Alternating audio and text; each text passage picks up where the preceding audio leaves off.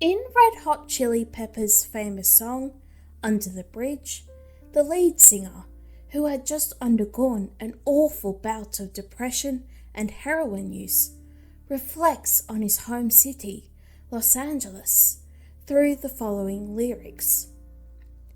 Sometimes I feel like my only friend is the city I live in, the city of angels. Lonely as I am, together we cry. Unlike previous Red Hot Chili Peppers songs, even on the acclaimed album Blood Sugar Sex Magik, there's a mournful, despairing tone in Under the Bridge. Yet, there's something interesting about this song. It's not the tragic depiction of drug use or depression. It's LA. The lead singer, Anthony Kiedis, has positioned Los Angeles as a friend to him, as a powerful force looking out for him. He puts it quite beautifully. There was a non-human entity, maybe the spirit of the hills and the city, who had me in her sights and was looking after me. Although I have not been to Los Angeles, I know a bit of her history, from Hollywood glamour to balmy sunsets to Venice Beach, homelessness, the Summer Olympics of 1932, urban sprawl, significant migrant communities, and, well, crime. It's a city where two citizens can have vastly different experiences and histories. However, quite interestingly, I associate Los Angeles with redemption. Whilst sure, the title of the City of Angels does contribute to this, it's mainly the result of 2 television shows and 1 film, all released between 1998 to 2008. They are American History X, Angel the series, which is also the spin-off to Buffy the Vampire Slayer, and The Shield.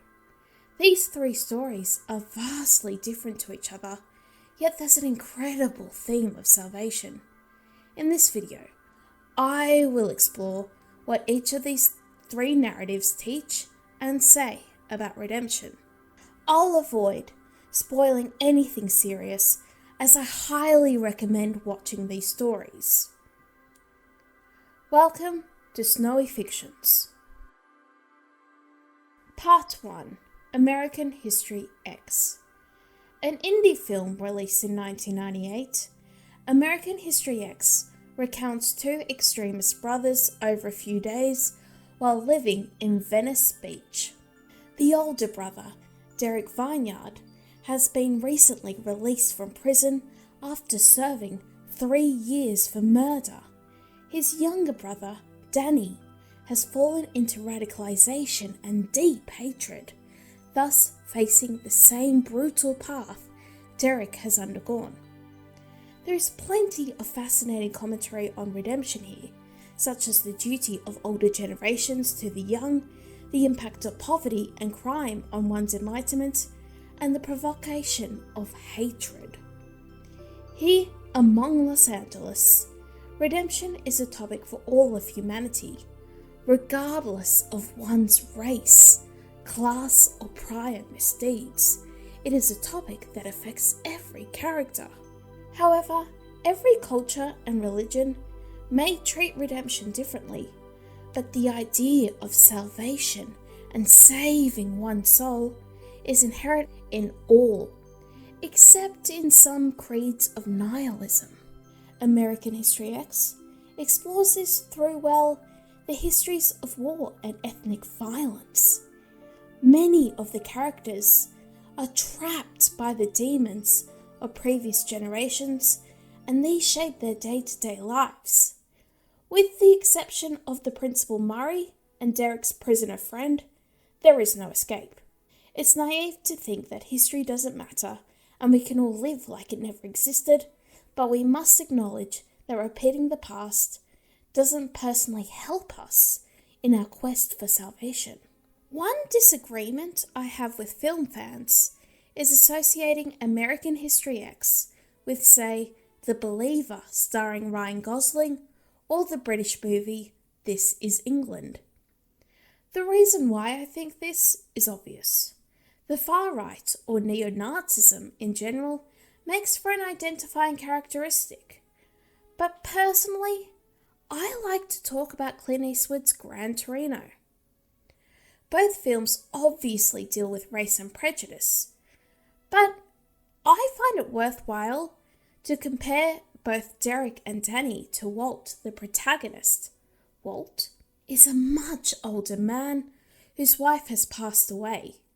He's nearing the final chapter of his life. Yet, while watching American History X and comparing the film to Gran Torino, you feel the same way about the Vineyard Brothers. There's an overbearing and cruel sense that you are watching the story of an old man trapped in a young man's body. Yet, as the school principal Murray chides Derek, "Has anything you've done made your life better?" And it's a good question. One cannot improve his or her life or situation without making the necessary choices. The German philosopher Friedrich Nietzsche explores this quite well in Thus Spoke Zarathustra.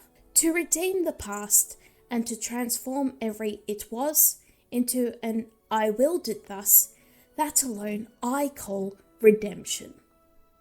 Here, Nietzsche is clearly clever, as he connects willpower with redemption.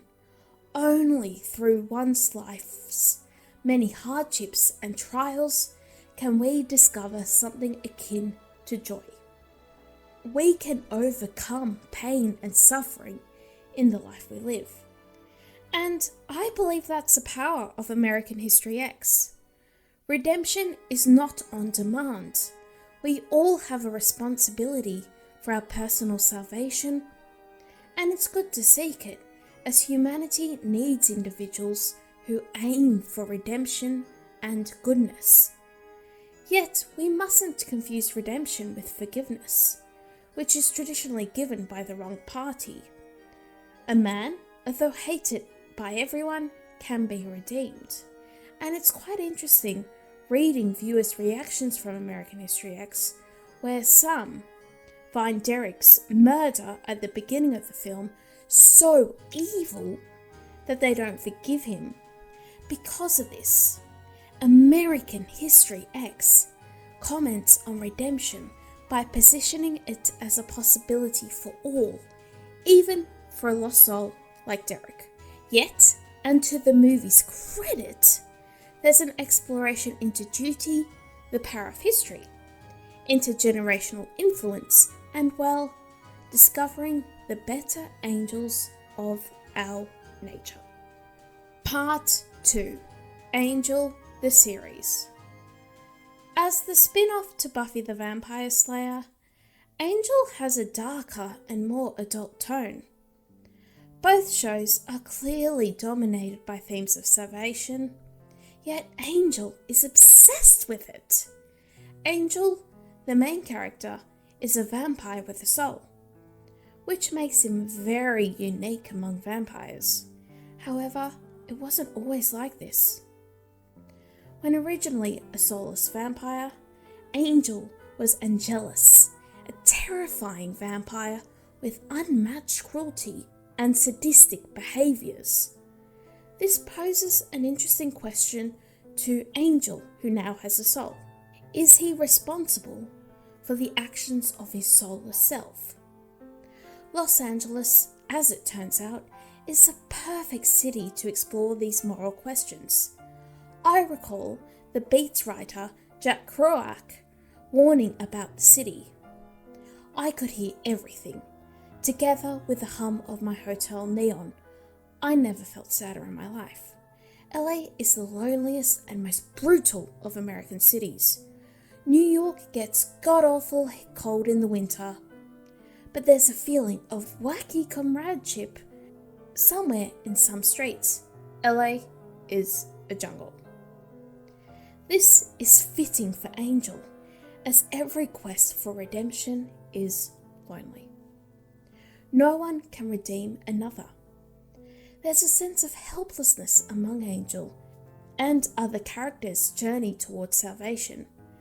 This is acknowledged in the second season, where our protagonist takes a dark, vengeful turn and cuts off his friends. It's not until his later epiphany, where after saving Kate, a cop, he reflects on his powerlessness, but also his potential for good.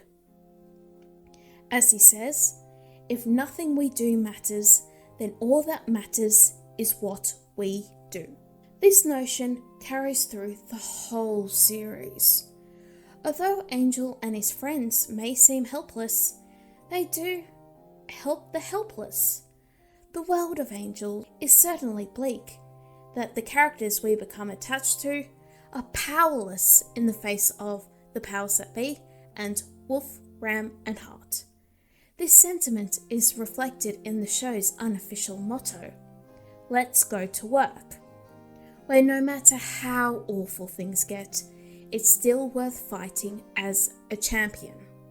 Out of all the 3 stories mentioned, Angel is the most explicit in terms of Christian imagery and themes of salvation. Not only does this make for an emotionally powerful experience, but there's a dialogue between Angel the series and numerous writers and thinkers of Christianity. One example I must mention is Ignatius of Antioch, an early church father.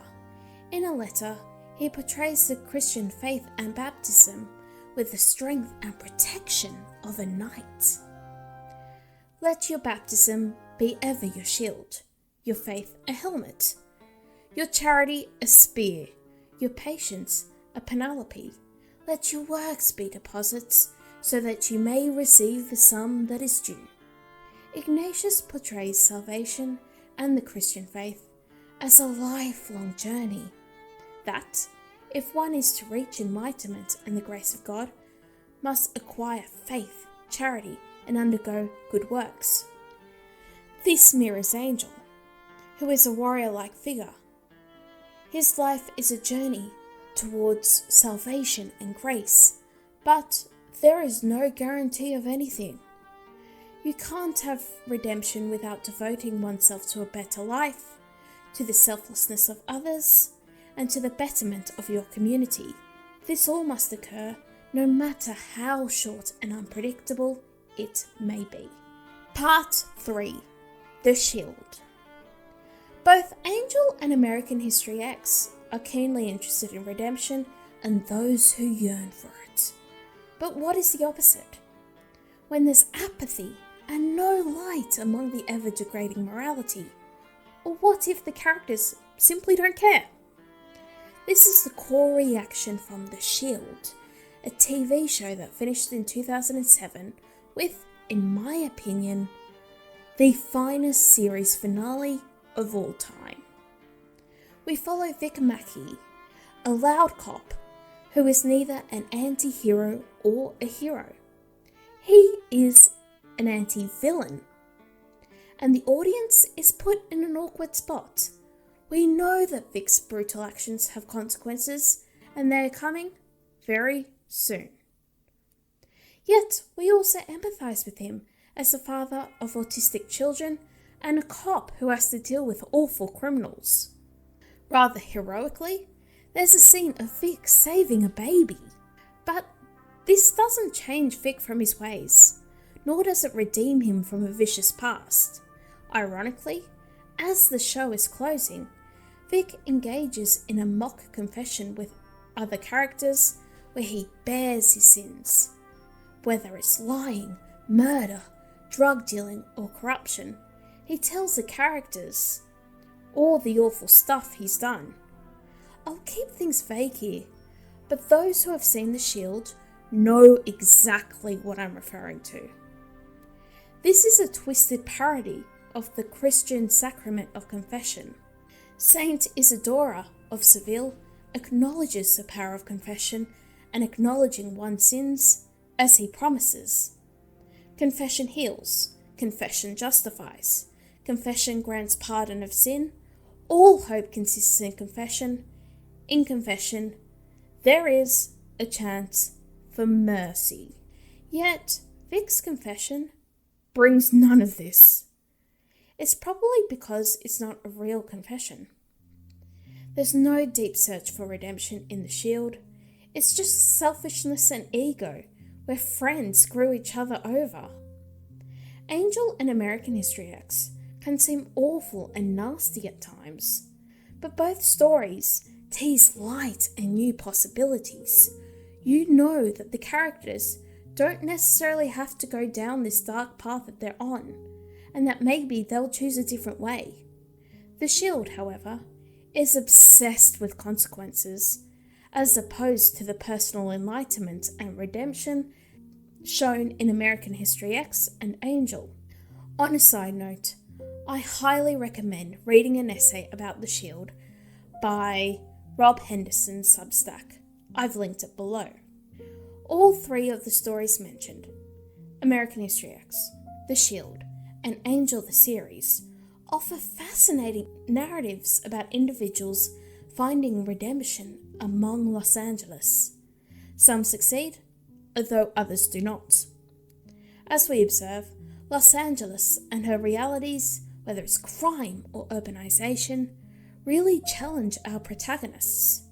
Not only does this reveal more about them, but perhaps it can say something about us too. Thanks for watching, and if you'd like, subscribe for fortnightly videos about history, literature, and culture. Check out my blog Snowy Fictions, perhaps, or leave a comment below. I'll see you soon, and thanks again for watching. Goodbye.